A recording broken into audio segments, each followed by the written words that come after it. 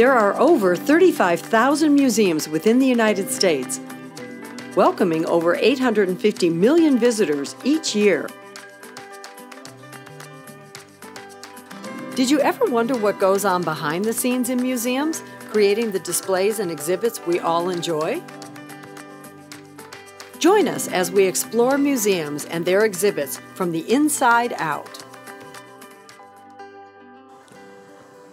Hi, I'm Leslie Mueller. Welcome to Museum Access, the show that takes you to America's top museums to talk to the experts.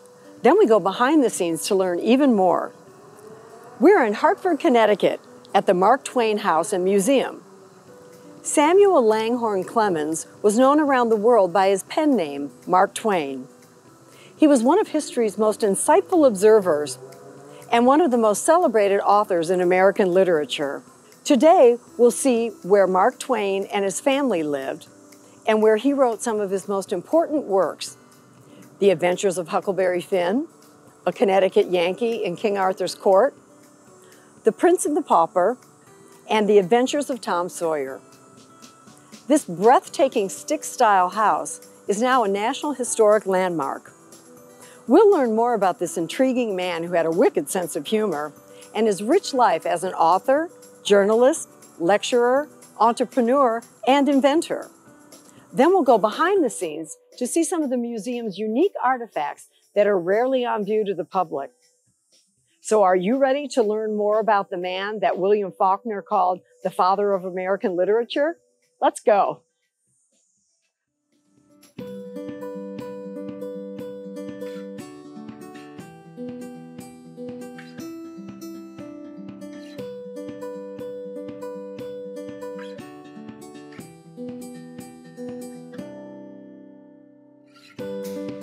So Peter, first of all, tell me about this space that we're in. This home is unbelievable. It is. Well, welcome, Leslie. We're in the library right now, which for the Clemens family was more like the family room. But the Clemens family had a huge library, and they would assemble here every night, and they would read to each other, and they would read to themselves.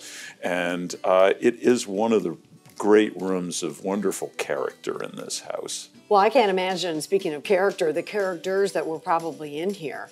I mean, with him knowing Absolutely. Industrialists and politicians and inventors All and kinds scientists. of people came here, and of course this house is part of what was called Nook Farm, which was a local, very intentional local community, which was writers and artists and local businessmen and attorneys and things like that. And they were all in and out of each other's houses all the time. Wow. So, and dining at each other's houses all the time. So it was a very social atmosphere.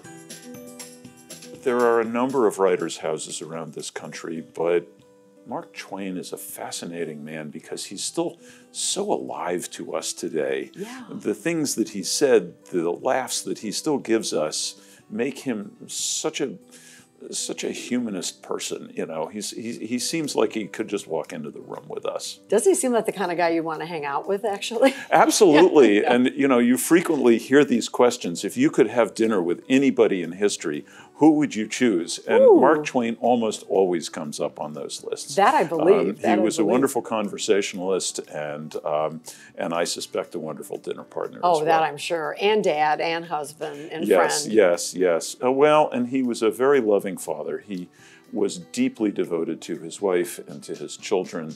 And at the same time, he has a life that's sort of surrounded by tragedy because only one of his 3 children and his wife actually survived him when he passed away in 1910. Well, let's backtrack a little bit. You know, so he's writing when he's in this home. Yes. Let's say the home is already built, okay, and they're in here. This house really represents the happiest years of Mark Twain's life and the most productive ones as well. He wrote all of his best-known books here for the most part. And he had his wonderful family life here, and the active life of Hartford was all around him as well. So this was a fantastic place and a very dear place in his memory and in his heart. He had a whole different life other than just writing, correct? It's true. He was very much a man of his time in the fact that he actually gave the name The Gilded Age to the Gilded Age. He wrote a book called The Gilded Age. Well, I know that. Yes, he coined the term The Gilded Age, and we've been using it ever since, Yeah. perhaps not realizing that he was the one who made it up. Yeah. But he was fascinated with technology. He was fascinated with science. A lot of the books in this room were scientific in nature, but there were also novels and nonfiction. He read everything, and yet he's a fascinating man. He didn't always want to give you the idea that he was well-read and intellectual in nature. So people would ask him whether he'd ever read a certain book, and he'd say, no, I've never read that. But we know that certain of those books that he denied reading actually have his marginalia in them. He wrote in those books about things that he thought about the text itself. He'd make his own comments. Absolutely. He not only wrote in his own books, he wrote in everybody else's books as well. He would sometimes borrow books from people without telling them, and then he'd give them the book. Well, he'd give it back later, but it had all his scribblings in it. So he was a big one for Hard to marginalia. deny that he borrowed it. No, exactly so. And it's one way that we know that he read a book, because we'll find these books occasionally, or collectors will find these books, and they have his marginalia in them. Oh my gosh. Well, I know we're going to go upstairs later and see kind of where he relaxed a little bit and did some writing. But let's talk a little bit more about the museum itself. When people come, when they come to Hartford, what are they going to see here? Sure. Well, you're really going to see what inspired Mark Twain, where he felt comfortable writing, the kind of place that he loved. Twain is as well known outside this country as he is inside this country. He's truly an international figure in his own time. Is that from his lecturing or personal It's from travel, his lecturing. It's from his writing as well. He was equally known for both. He had a very love-hate relationship with his lecturing. He loved the lecture, he loved the audience, but he didn't really like the traveling. He didn't like being away from this house. He didn't like being away from his family, but he did love the audience. And he also had a very keen sense that by the end of his life, he'd created this other persona. He checks into a hotel once and he fills out the register, and under name he puts Sam Clemens, and under occupation he puts Mark Twain. Oh, that's funny. He sort of knew that he'd created this other person. Yeah. So. Well, and you talk about him not liking the travel. The travel in those days must have taken forever to go, or he was all around the world, right? Travel was arduous, and yet he was very much a citizen of the world. In his first book, he writes, "Travel is fatal to prejudice." You can't be prejudiced against a person if you've known them and learned from them. But he's really seen as the quintessential American in the 19th century. People around the world, when they think of American, they often think of Mark Twain. And yet, for being the quintessential American, he spends about 25% of his adult life outside of the country. And at the same time, when he's not here, he misses it. In his book, Tramp Abroad, he describes 87 dishes that are all very American that he wants waiting for him on the dock, piping hot when he gets back to New York. So, well, we all miss our food. Absolutely, absolutely.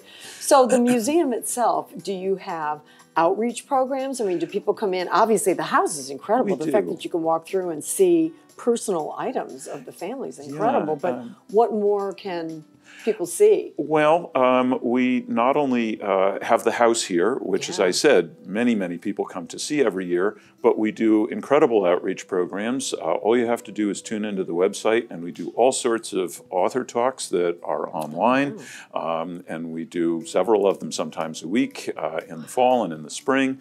And we encourage people, because this is a literary place, it's a literary museum, and we want that life of the literary world to come back. And authors often love to come speak here, either in person or virtually, because it's Mark Twain and it's his house, and there's still a great reverence amongst writers and musicians and entertainers for Mark Twain. Well, I think we should maybe go into the space that Huck Finn may have actually been materialized. Actually was. Yes, so let's do that. All righty.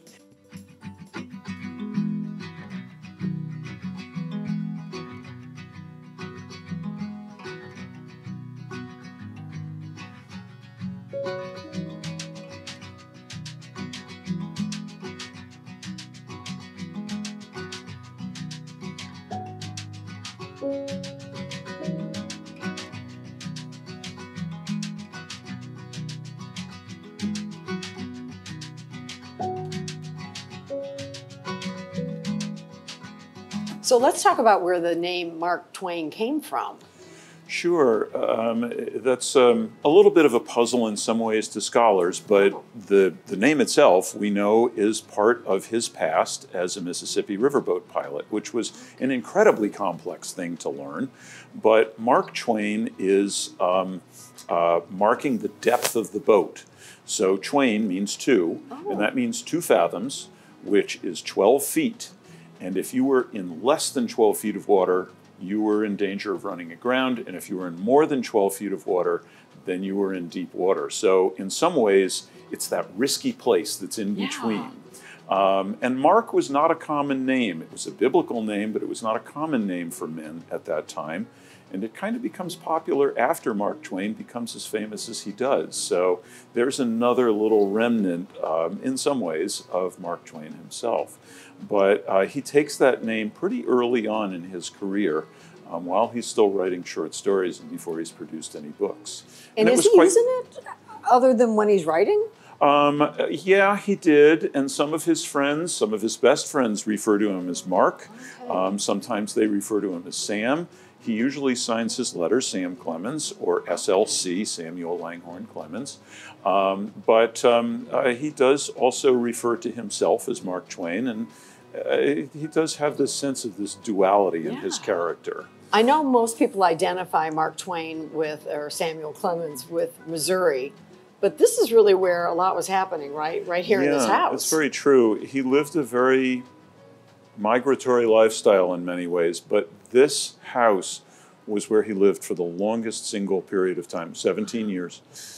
So, Peter, would you consider this an office or a recreation area or a little bit of both? It was originally designed just as the game room. So there's this wonderful stencil over our head of pool cues and pool balls and cigars and pipes. So it was really just designed as that. And the office, the writing study, was down on the 2nd floor. But as more and more children populated the house, it got too noisy down there. So he came up to the man cave and started writing up here. And originally he wrote at the desk that's over on your right. It's a beautiful desk. Right, but then he said in a letter to a friend that he couldn't write there anymore because he'd always be looking at something else he'd rather be doing, which is the pool table. He was a great pool player. He loved his pool. So he started writing at that little table in the corner that's over your right shoulder over there, and he faced into the corner so there would be no distractions. He often complained about writer's block, although even when he had it, he was still writing short stories and letters by the ream. He had novel block. Yeah, exactly. But at the time that this house was built, he only had 1 book written, and that was Innocents Abroad, which, interestingly enough, although we don't read it as much anymore, but it's still a great book and well worth reading, it was the best-selling book of his entire life. We think of him more for Huck Finn and Tom Sawyer, but no, that was the bestseller during his lifetime. And was that the book that introduced him to a much broader audience? It was. And at the time, adults thought of him as a travel writer more than as a fiction writer. Although we think of him in just the other way around. Yeah. But when he started writing back there, this room was a very important space for him. And while they were in residence here, he wrote 7 different books, including Huck Finn, Tom Sawyer, Prince and the Pauper, Connecticut Yankee in King Arthur's Court, Tramp Abroad. Some of his best-known books, all of his best-known books pretty much, were written while they were in residence in this house. Well, so it looks like he was staring at the wall, kind of, but what is that glass behind it? That's stained, or is it stained glass? What is that? The white marble is a wonderful little story. Yes, it's very thinly cut marble. And then it's incised even more deeply so that the light shows through it a little bit more in one place than in another. And it has the initials, also the date, and there's one on each side. They were a gift from the architect. And on one side, there's drinking implements and smoking implements. And on the other side, there's, once again, billiards, balls, and cues. So it's what the room was all about. Oh, yeah. So, and I love the idea of a man cave. Yes, it really kind of was. But it's above, yes, absolutely. Let's talk a little bit more about Huckleberry Finn. Sure. I mean, I knew I read it in high school, and we're all familiar with it, and it seemed to also put him on the map. Ernest Hemingway said that the American novel dates to the writing of Huck Finn, and It really is a remarkable book, and he was very much a social commentator, and he starts writing Huck Finn as a sequel to Tom Sawyer. But then he gets stuck on it, and he doesn't know where it's going, and so he stops it, and he pigeonholes it, and puts it away for 10 years. It's a long time. Wow. And it isn't until he starts doing the research for Life on the Mississippi, and he takes a steamboat ride down the Mississippi, and he is absolutely appalled by the Jim Crow laws as they are being enacted after the Civil War. And at that point, all of a sudden, Huck Finn takes on a whole new purpose. And if you read it as it was meant to be read by Twain, it's really a polemic against racism in the South. And his use of the N-word is a way of showing the dehumanizing use of that word at the same time when he is trying to humanize Jim for audiences that don't necessarily look at African Americans that way during that time period. So it's a fascinating book that's sometimes really often, quite often misread today. And it's a seminal work in American literature.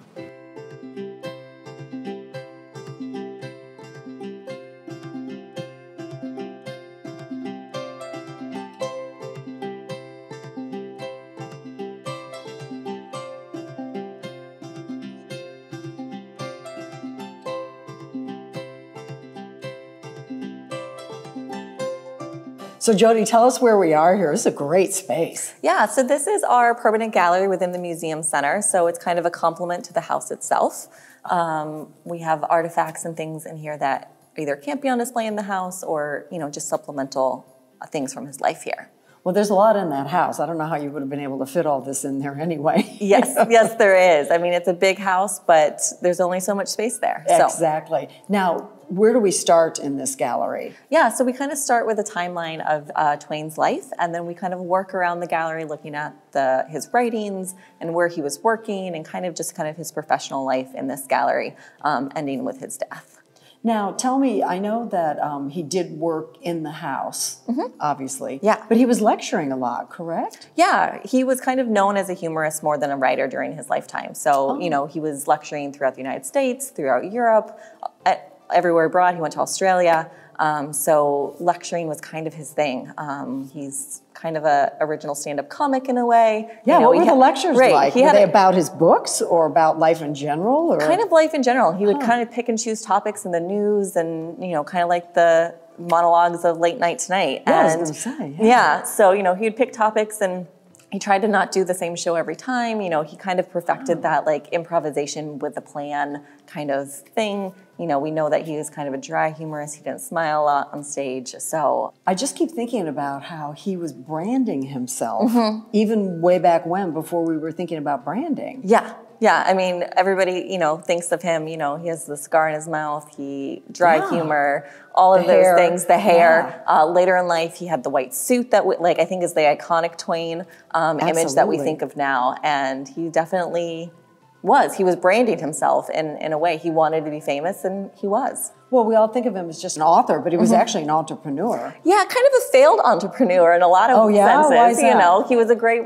writer, but a terrible businessman.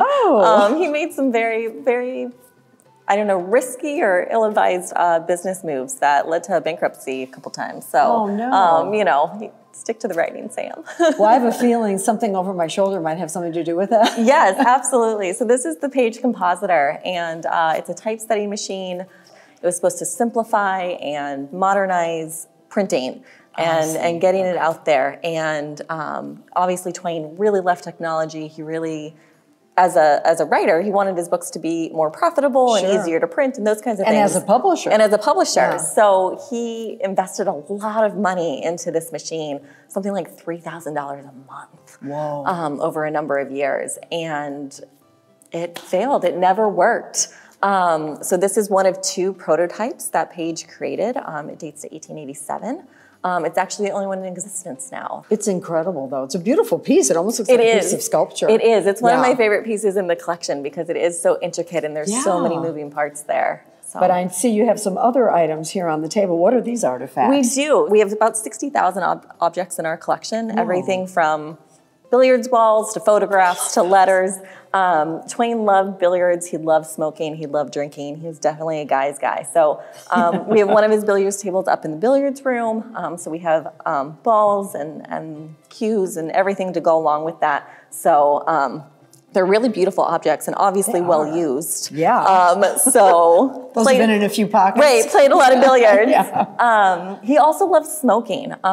He had an unpleasant experience with chewing tobacco at the age 7. Made him really sick, so he never developed that what habit. A surprise. I know, right? But he did end up smoking by the age of 9. So lifelong smoker, loved his cigars, loved his pipes. We have multiple pipes in the collection. This is one of our favorites. It's a meerschaum pipe that he got on one of his travels to Vienna. That is beautiful. So it's beautifully carved with a stag and a dog there. And it's just amazing. And you can just imagine him sitting there puffing on it. Oh, it's gorgeous. So it's absolutely wonderful. So at 9, was he smoking pipes or cigars? Probably cigars and just regular tobacco. Maybe not anything this fancy for a 9-year-old. Yeah, I was going to say.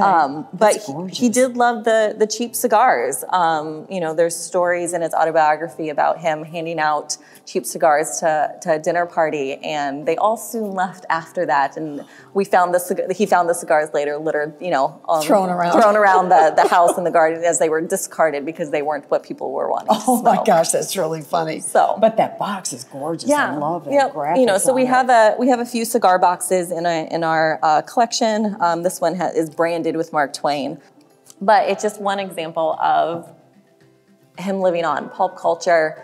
He was definitely, still today, things are being made about Mark Twain and with Mark Twain. We all think of the white suit, but, he wore the fashion of the time. Beautiful, yes.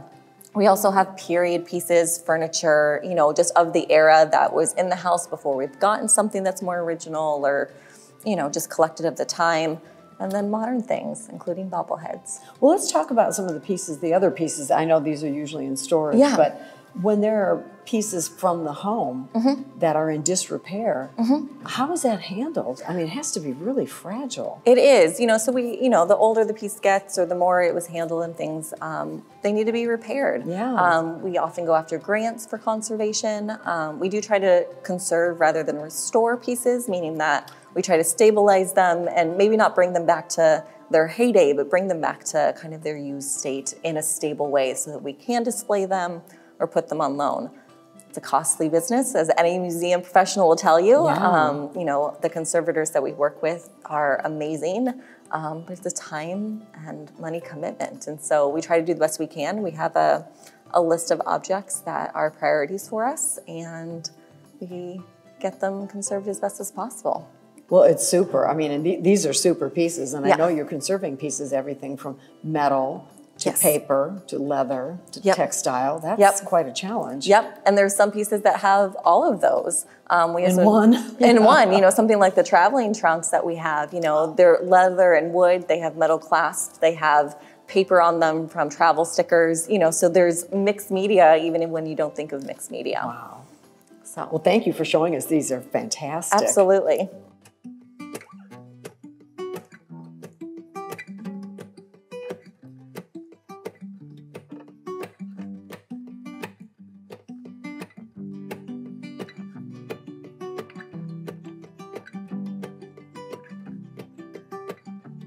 So Mallory, tell us where we are here. So right now we're standing in the archives at the Mark Twain House, and this is where we keep our first editions. We have foreign language editions. Oh my gosh. A variety of things. And sometimes we even have books that Mark Twain wrote in, books that belong to the family. So this Notes is the that he would put in? Yes. Oh, that's so cool. This is the very special place where we keep all of that. Now, what do you have to do to make sure that these are protected artifacts? Right. So we have to have it environmentally controlled. So we watch the temperature, the humidity, of course, pest management. So we don't want book lice or book rot. So there's lots of different things we have to keep an eye out for to make sure that the books are well taken care of. I never heard of book lice. Oh, yes. Really? They like to get in and eat the paper and destroy the pages of the book. So lovely. They're our mortal enemies. Lovely. Now, I know you've got something special you want to show me. I do. So, as I said, Mark Twain was known to write in his books. It's called marginalia. Okay. So that could either be pencil marks, it could be whole sentences. So there's a variety of things. And I pulled a couple of his snarkier pieces of marginalia. Perfect. And so here we have a translation of Plutarch. And you can see it says, Plutarch's Lives of Illustrious Men, translated from the Greek by John Dryden, and Twain adds into rotten English. Oh. And then the whole carefully revised and corrected, and then Twain has to add by an ass. Oh, jeez. And then you'll notice there's that long sentence in the Yeah, corner. I've seen that. Yeah. It says, when you come across the pronouns he and him in the slovenly book, you never know to whom they refer, but never mind, neither does God. Oh, I love that. So it's some of his snarkier marginalia. Well, I love to know that even Mark Twain would write comments in books. Oh, yes. Right. Sometimes he was known to even steal books from other people. So if he was visiting your home, whether it's his family or friends, sometimes he'd be shuffling along and he might pillage a book or two and write in them. So that happened quite often. Well, you hear of artists doing that, even Yes. great artists who would go in and try to touch something up while it was in a museum. Right. I get the creative soul, right? Exactly. But it's interesting, too, because it's like he's having a conversation with the book. Yeah. And it's interesting to see the correlation, especially with authors he liked and didn't like. So he really loved Rudyard Kipling and Robert Louis Stevenson. He hated Jane Austen. Seriously? He even said it is a pity they let her die a natural death. Oh my God. So he did not like Jane Austen, unfortunately.